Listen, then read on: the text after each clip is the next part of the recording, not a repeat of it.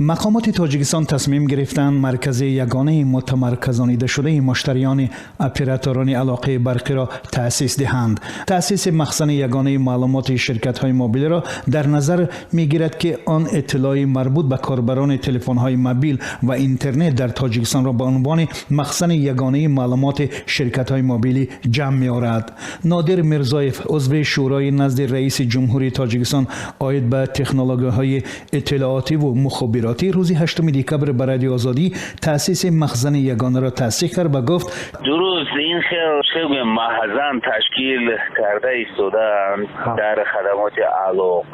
هر یک اپراتوری که در تاجیکستان عمل میکند، هر یک اونا بعضی همون معلوماتی خودشون دارن، درست؟ لیکن در مجموع بعضی معلوماتی که چون همون معلوماتی درباره تمام مشتریان رو دارد، این چنین بعضی حاضر عین زمان از طرف خدمات علاقه تعریضی شده است. جناب میرزایف می‌افزاید که مخزن اطلاعاتی به خاطر اصلا جمع‌آوری آمار تأسیس داده می‌شود، ولی متخصصان ساحه مخابرات می‌گویند مخزن اطلاعات راجع به مشتری‌ها می‌تواند بیشتر مربوط به سیم کارت‌های مشتری‌ها باشد که توسط آنها زنگ‌های تلفنی و مضمون پیام‌ها یا اس‌ام‌اس‌های تلفن‌ها دسترسی مقامات شود. شروع از سال جاری ساکنان تاجیکستان تنها بر اساس شناسنامه‌های خود می‌توانند صاحب سیم کارت تلفنی موبیلی شوند و در این زمینه سال جاری یک معرکه عظیم ثبت نام دوباره سیم کارت‌ها هم انجام شد.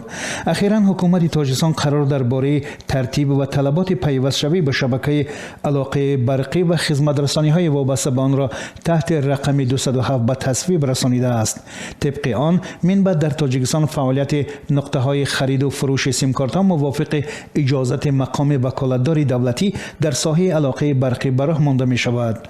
روز 8 دکبر هیچ یک شرکت مخابراتی آماده نشد که در این زمینه صحبت کند، ولی در صحبت‌های بدون میکروفون اکثر نمایندگان شرکت‌ها گفتند که تأسیس مخزن یگانه باعث بیشتر شدن نظارت از مخابرات شهروندان و همکار شرکت‌های موبیلی می‌شود.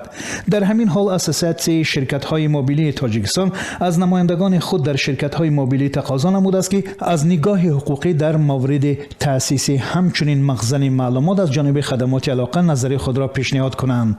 غفور ارکایف، رئیس اساسیاسیون شرکت‌های موبیلی تاجیکستان، روز 8 دکبر به رادیو آزادی گفت امکان دسترسی به سند تأسیس چنین مخزن را ندارد، ولی تأسیس چنین مرکز معلومات باید تنها بر اساس قانون صورت گیرد. وی گفت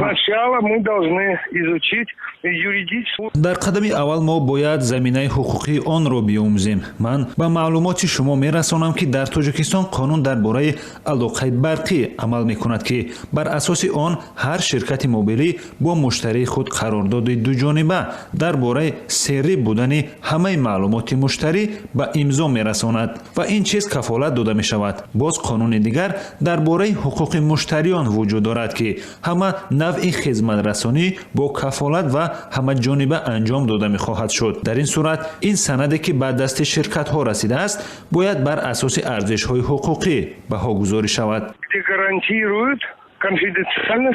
اکثر کارشناسان ساحه میگویند تأسیس چنین یک مخزن یگانه معلومات مخابراتی شهروندان به معنای شدید شدن نظارت از حیات خصوصی مردم است و میتواند پیامدهای غیر قابل پیش بینی به بار آورد. تا امروز ساختارهای قدرتی در صورت وجود پرونده جنایی و تنها با اجازت قانون میتوانستند مواد تلفن‌های موبیلی گمانبران را تفتیش و در جریان تحقیقات استفاده کنند. در کشورهای زیاد دسترسی ساختارهای انتظامی به تلفن‌های موبیلی شهروندان تنها بر اساس اجازت دادگاه صورت می‌گیرد و معمولاً خود گمانبر هم آگاهانیده می‌شود.